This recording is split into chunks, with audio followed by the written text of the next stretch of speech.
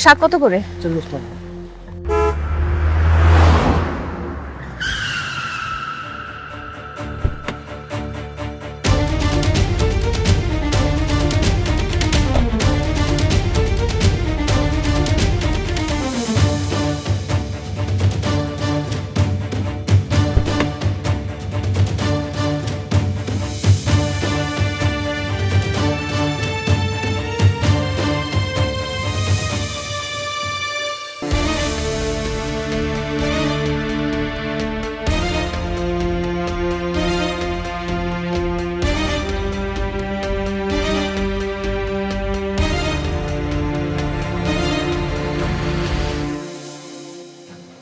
বৃষ্টি, তোমার সাথে আমার কথা আছে।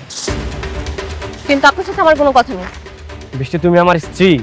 তুমি আমার স্ত্রী হয়ে আরেকজনের সংসার করতেছো, হ্যাঁ? আরেকজনের বিছানায় ঘুমাইতেছো। ছি!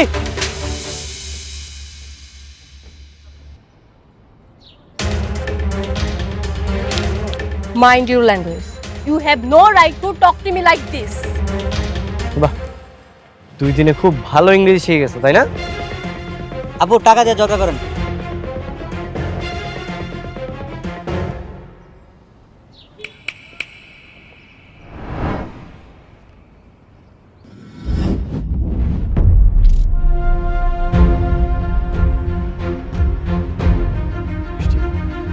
বৃষ্টি, আমি তোমাকে ভালোবাসি।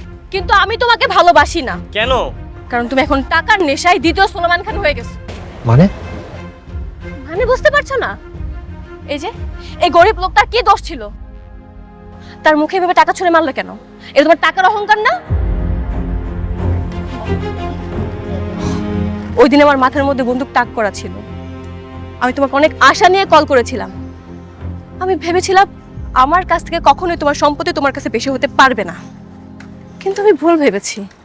তুমি আমাকে চুজ না করে তোমার সম্পত্তি চুজ করেছো। আর আমি 7 দিন ধরে অন্য একটা ঘরে আছি তোমাকে ছেড়ে, অন্য কাউকে বিয়ে করে। তোমার তাতে কোনো কেয়ার নেই। অবশ্য কেয়ার থাকবে বা কেন? তুমি তো তখন টাকার পাহাড়ে ঘুমাচ্ছিলে। আমি তো এই ফিরোজকে ভালোবাসিনি। আমি তো এই ফিরোজকে বিয়ে করিনি। আমি যেই ফিরোজকে ভালোবেসেছি সে অনেক সৎ ছিল, অনেক ভালো একটা মানুষ ছিল, গরিবের কষ্ট বুঝতো, আমাকে অনেক ভালোবাসতো। তুমি এর আগের মতো নেই ফিরোজ। তোমার মতো দ্বিতীয় সুলেমান খানের সাথে সারা জীবন পার করা আমার পক্ষে ইম্পসিবল। আমি পারবো না। তাই আমি তোমার ভাইকে বিয়ে করেছি, একমাত্র তোমাকে জেলাস ফিল করানোর জন্য, তোমার মতো ফিরোজকে শিক্ষা দেওয়ার জন্য।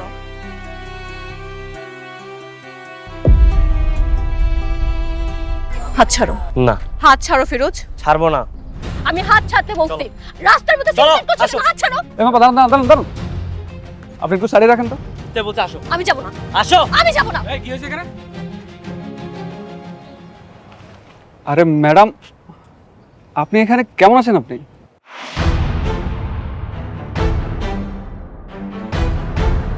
আপনার জামা কাপড়ের এই অবস্থা কেন? আর এখানে কি করছেন? আরে এই লোকটাকে, উনি কি আপনাকে উত্ত্যক্ত করছে? ভাই সমস্যা কি আপনার? আপনি ওনাকে রাস্তার মধ্যে হাত ধরে টানাটানি করছেন কেন? আমি ওনার হাজবেন্ড। ম্যাডাম, আপনি বিয়ে করলেন কবে? আপনাকে ম্যাডাম ম্যাডাম করতেছেন কেন? আপনি চেনেন ওনাকে? আমি ওনাকে অবশ্যই চিনি। উনি হচ্ছে স্নেহা গ্রুপ অফ ইন্ডাস্ট্রির মালিক। একসময় উনি আমাকে অনেক উপকার করেছেন, তাই আমি ওনাকে কখনোই ভুলতে পারবো না।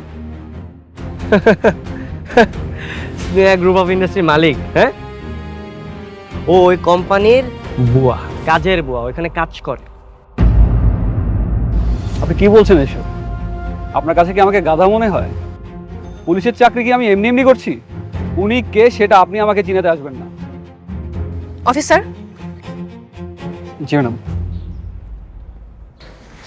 আপনি এখন আসতে পারেন। আচ্ছা ম্যাডাম, ভালো থাকবেন। আর কোনো সমস্যা হলে আমাকে ডাকবেন।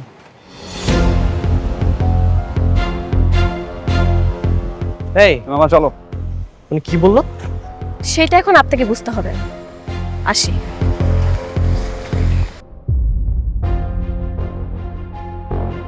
মামা সত্যি করে কও, সত্যি করে কও বৃষ্টির আসল পরিচয় কি? আরে চুপ করে আছে কেন, বলো।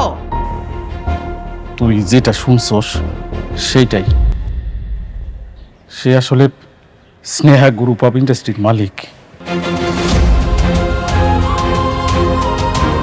মরে আমি এই যে কসম কেটে করতেছি, আমার কোনো দোষ নাই। আমার স্নেহা ম্যাডাম বলতে নিষেধ করছে, এই কারণে আমি তোর কিছু বলি না। আসলে এই যে কসম কেটে করতেছি, আমার কোনো দোষ নাই রে মামা। ওরে একটা কথা মন থেকে এখন সত্যি করে করতেছি, স্নেহা ম্যাডামের মতো ভালো মানুষ পৃথিবীতে দ্বিতীয়টা পাবি না। তা নইলে যে এরকম এত বড় বিশাল অট্টালিকা সাইডা দিয়া শুধুমাত্র তোর কথা চিন্তা করে সে বস্তিতে গিয়ে পড়ে থাকতো না। মরে আমার এরকম মাইয়া পাওয়া ভাগ্যের বিষয়, তুই মায়াটার ভুল বুঝিস না। বাবা, ও একটা কোটিপতির মেয়ে হয়ে আমার মতো একটা সামান্য বস্তির ছেলের কাছে বস্তিতে দিনের পর দিন সংসার করছে। ও নিজের কোম্পানিতে কাজের বুয়া হয়ে কাজ করছে।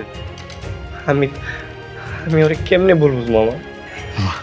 তুই এক কাজ কর, তুই এখনই যা, ওই বস্তিতে গিয়া যেভাবে পারস তোর বউরে বুঝায় শুনে তোর কাছে ফেরত নিয়ে আয়, যা।